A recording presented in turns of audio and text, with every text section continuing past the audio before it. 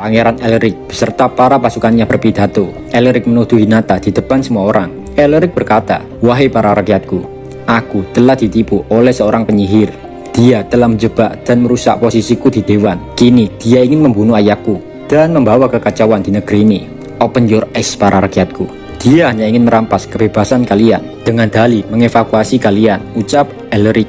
Semua orang saling bertanya-tanya. Detail masalah yang dilakukan Elric tidak pernah dipublikasikan, dan itu kini menjadi masalah. Elric menggunakan posisinya sebagai keluarga kerajaan sebagai privilege untuk dirinya. Jadi nggak ada tuh ceritanya miskin privilege. Gangguan dari dalam dan luar membuat Hinata semakin bingung apa yang harus dia lakukan.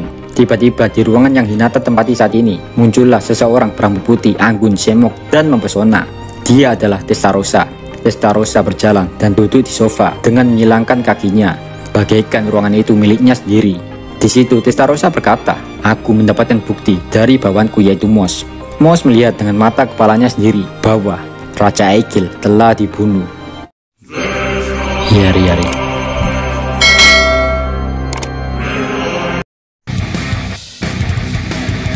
Kini Ingrasia dalam keadaan kacau balau karena raja mereka yaitu Raja Aegil telah tiada.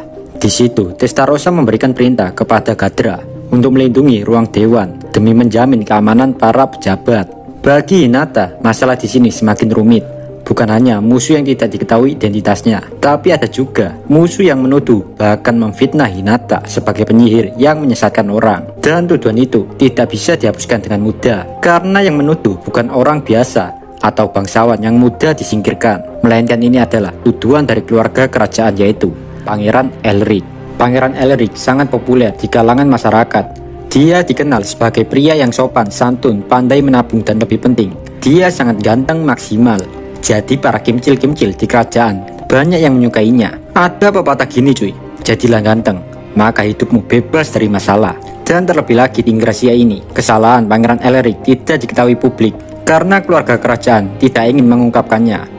Meskipun Hinata terkenal, tapi tetap saja kalah populer jika dibandingkan dengan Pangeran Elric. Di situ wajah para bawahan Hinata cemas karena banyaknya tuduhan terhadap Hinata yaitu pembunuh raja, penyihir yang dikendalikan Demon Lord, dan orang yang memimpin dalam kehancuran Ingrasia. Hinata nggak menyangka jika Elric sebodoh dan seceroboh itu.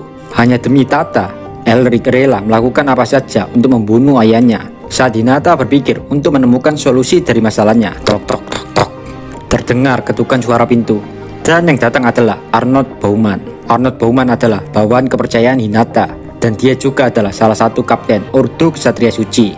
Arnold di situ berkata, jika kemunculan mantan komandan Ksatria Kerajaan Ingrasia yaitu Rainer telah dikonfirmasi. Dalam laporan Arnold, Rainer tidak sendirian, melainkan dia didampingi oleh para tahanan sekaligus pasukannya yang begitu banyaknya. Sontak Hinata menghela nafas panjang dan langsung berpikir jika Rainer lah yang telah membunuh Raja Aegil. Jadi Pangeran Elric dan Rainer adalah orang yang merencanakan kematian Raja Aegil. Pangeran Elric memfitnah Hinata dan Rainer yang membunuh raja. Jadi masyarakat digiring untuk berpikir jika tersangkanya adalah Hinata. Salah satu kapten yaitu Fritz juga emosi. Fritz tidak menyangka jika Rainer masih menyimpan dendam pada Hinata karena telah dipukuli dan dipermalukan Hinata pada rapat dewan tahun lalu. Dari laporan yang telah diselidiki Arnold dan para bawahannya, jika motif kejahatan yang dilakukan Rainer kali ini demi tujuan untuk membersihkan namanya, dan demi alasan itu Rainer ingin mengalahkan Hinata di depan umum. Fritz dan Arnold menyindir Hinata dengan mengatakan, mungkin jika Hinata-san memiliki reputasi yang lebih dekat dan baik kepada masyarakat, mungkin keadaan tidak memburuk seperti ini. Sontak Hinata tersinggung. Hinata mengalihkan topik obrolan di situ untuk membahas Rainer dan Pangeran Elric. Bagi Hinata, semua ini nggak logis karena menurut Hinata, Rainer cuma memiliki kekuatan setingkat petualang tingkat A. Jadi nggak mungkin mempunyai peluang membunuh raja. Diketahui, negara Ingrasia harusnya memiliki kesatria yang setara dengan Rainer, serta ada juga Inquisitor sihir yang kekuatannya melebihi Rainer. Jadi dengan kata lain, raja nggak mungkin bisa mati semudah itu, karena Rainer juga nggak kuat-kuat banget cuy untuk mengalahkan para kesatria dan Inquisitor sihir. Fritz, Hinata, dan Arnold bertanya-tanya tentang misteri terbunuhnya raja. Nggak lama datang seseorang yaitu Nicholas. Nicholas berkata, "Minasan, perlu kalian ketahui, Inquisitor sihir telah mati. Saya juga mendapatkan informasi jika di bawah tanah negara Ingrasia ini ada eksperimen Dan semua orang yang dijadikan eksperimen telah dibebaskan oleh seseorang. Nicholas ini orang yang selalu melakukan apapun demi mendapatkan pujian dan perhatian Hinata. Bisa dibilang anjing setianya Hinata, guys. Melihat kedatangan Nicholas, Freeze dan Arnold hanya menatap ke arah bawah. Nggak berani melakukan kontak mata atau melihat mata Nicholas secara langsung. Karena Nicholas terkenal orang yang tanpa ampun kepada siapapun. Tapi beda lagi ceritanya jika berkomunikasi dengan Hinata.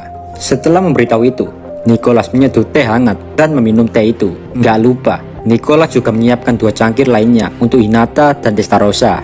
Mereka bertiga pun menenangkan pikiran dengan meminum teh hangat. Hinata berbincang dan berbagi pendapat dengan Nicholas. Apakah kejadian ini memang direncanakan Elric atau hanya Elric ingin memanfaatkan kekacauan ini? Karena ada kejanggalan di mana ada monster di kota, sedangkan kerajaan Ingrasia saja sudah ada penghalangnya. Jadi nggak mungkin monster masuk dari luar kota. Diketahui para monster menghancurkan apapun di depannya tanpa tujuan, dan mereka memiliki regenerasi yang sangat cepat. Bahkan kemampuan bertarungnya melebihi Ksatria Suci. Para monster itu cuma memiliki kelemahan, yaitu pada otaknya yang tolol.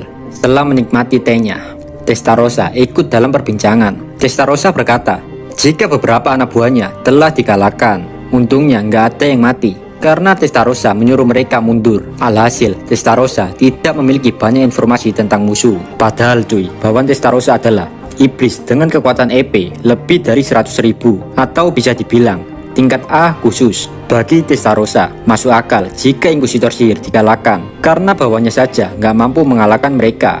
Testarossa hanya memiliki informasi jika monster-monster itu adalah subjek eksperimen yang telah disatukan dengan malaikat. Bagi yang egonya gagal saat bergabung dengan malaikat, maka akan otomatis menjadi monster. Sementara jika yang berhasil mempertaruhkan egonya, maka akan memiliki kekuatan yang luar biasa. Dan tentunya nggak gila dan tolol. Intinya masih bisa mikir gitu cuy. Testarossa yakin jika yang mengalahkan para bawahnya adalah salah satu bawaan Michael. Hinata yang mendengar penjelasan Testarossa mengetuk-mengetukkan jarinya ke meja tanpa berkomentar apa-apa. Hinata bisa saja menggerakkan bawahnya, yaitu Leonard, Bacchus, dan Ritase. Namun Hinata memilih untuk menahan mereka dan melihat situasinya terlebih dahulu dengan tidak gegabah menyerang para monster. Padahal kekuatan ketiga orang itu bisa mengalahkan Clement sendirian berkat latihan kerasnya mereka di labirin. Sontak Hinata menoleh ke arah Nicholas dan bertanya, "Nicholas, apakah kau memiliki pesan dari Ruminas?" Sontak Nicholas menjawab, jika Ruminas sama tidak bisa mengirimkan bala bantuan. Seketika Hinata paham jika ada musuh lain yang ada di sekitar wilayah kekuasaan Ruminas. Hinata bisa menyimpulkan seperti itu karena Hinata tahu Ruminas bukan tipe yang akan membiarkan Hinata berada dalam bahaya. Hinata terus berpikir apa yang harus dia lakukan.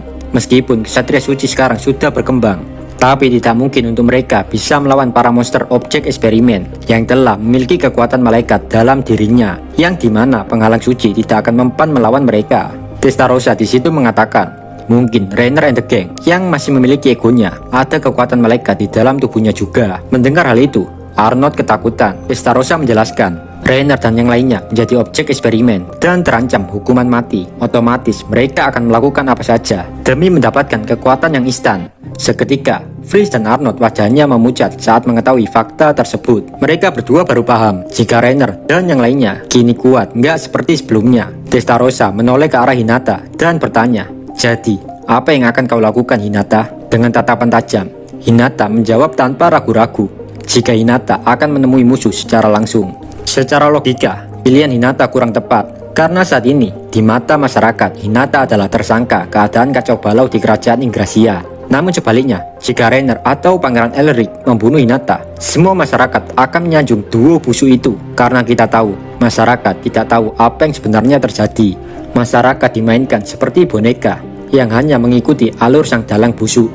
Nicholas sontak khawatir kepada Hinata dan mengusulkan untuk melarikan diri saja, serta menjelaskan semua fitnah terhadap Hinata di kemudian hari saja saat negara Ingrasia nggak kacau balau seperti ini. Emang pendapat Nicholas masuk akal, tapi Hinata menolak pemikiran seperti itu. Bagi Hinata, jika dia melarikan diri, yang kini statusnya adalah tersangka, maka semua peserta konferensi akan ditahan dan disandera.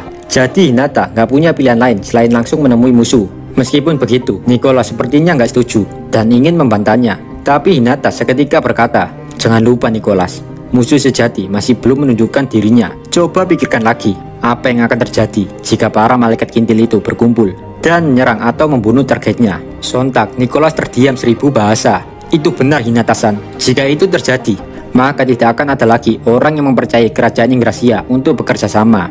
Bahkan hubungan antar negara akan tercapek-capek juga tentunya. Jika negara nggak ada yang bersatu, maka kita tidak akan bisa melawan malaikat-malaikat kintil itu, ucap Freeze. Dengan begini, tidak ada alasan dan orang lain untuk menghentikan Hinata menemui musuh secara langsung. Meskipun tidak bisa menyelamatkan semua orang, tapi setidaknya Hinata tidak akan membiarkan orang di depan matanya terbunuh begitu saja. Itulah pedoman hidup Hinata. Di situ Hinata berkata, aku akan pergi melawan Reiner. Mendengar hal itu, Testarossa ingin menemani Hinata tanpa disuruh. Freeze dan Arnold seketika menawarkan diri untuk melawan monster. Mereka berdua langsung mengatakan itu karena mereka takut oleh hawa-hawa mengerikan dari Testarossa. Arnold dan Freeze berkata, jika lawannya adalah monster tanpa ego, kami bisa melawan mereka karena kami telah menjadi kuat berkat latihan di labirin. Oleh sebab itulah kami ingin menunjukkan kepada Testarossa Dono apa yang bisa kami lakukan, ucap mereka berdua sambil berteriak. Melihat hal itu, Hinata sontak cemberut. Hinata mengira bahwa hanya itu cuma mencari perhatian Testarossa yang aduhai Bahenol. Tapi pada kenyataannya, mereka cuma ketakutan hanya dengan melihat tatapan Testarossa. Mereka berdua takut jika mereka nggak berguna di depan Testarossa, maka di pelatihan selanjutnya di labirin, maka Testarossa akan menjadikan mereka manusia panggang yang sangat kriuk rasanya.